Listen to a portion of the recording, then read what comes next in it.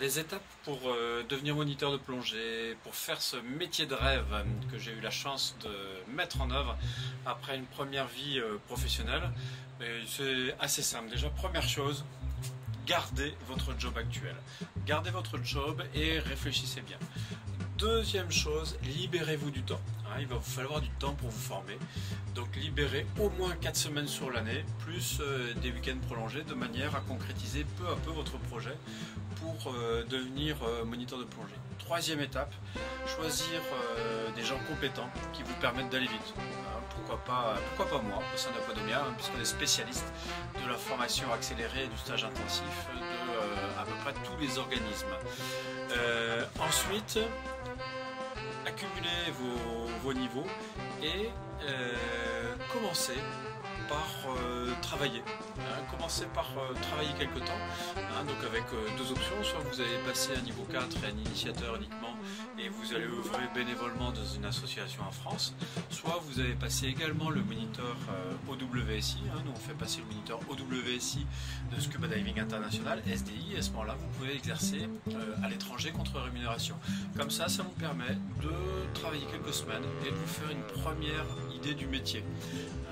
Réfléchissez bien ensuite si ça vous plaît vraiment. Là vous allez voir l'autre côté de la barrière, c'est-à-dire la logistique qui est importante en plongée, le port de bouteilles notamment, ensuite l'accueil clientèle. Est-ce que vous êtes bien prêt à affronter toutes les exigences de la clientèle et accepter les gens tels qu'ils sont? Donc voilà.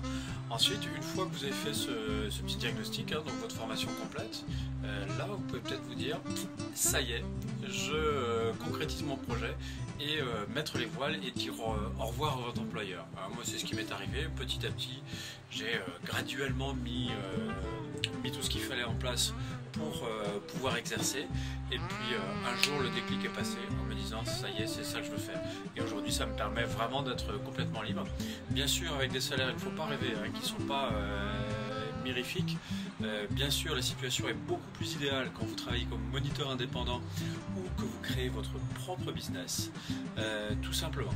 Donc autrement les étapes, vous les avez en détail, en long et large, en travers sur le site aquadomia.com. Il faut passer les 4 premiers niveaux, donc passer les 4 premiers niveaux français tant qu'à faire, complété par un moniteur AWSI pour exercer à l'étranger, et ensuite si vous voulez exercer en France, il faut passer le DEJ-EPS, incontournable, donc ça en CREPS, avec une dizaine de mois.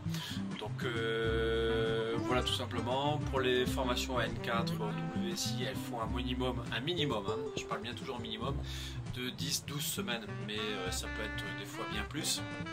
Et pour le DEJ-EPS, j'ai dit, si le DEJ-EPS ne vous intéresse pas mais que vous voulez travailler néanmoins en France, il reste le BPJ-EPS, mais qui lui permet moins de choses, et qui se fait sur une durée un peu plus courte. Voilà, j'espère que cette vidéo vous a plu pour devenir moniteur de plongée et réaliser votre rêve, changer de vie, parce que c'est quand même assez fantastique de côtoyer les poissons tous les jours. Si vous avez aimé cette vidéo, cliquez sur j'aime. Si vous n'avez pas aimé, cliquez sur j'aime pas. Et si vous voulez en voir d'autres, abonnez-vous sur notre chaîne YouTube Aquadomia One. A bientôt.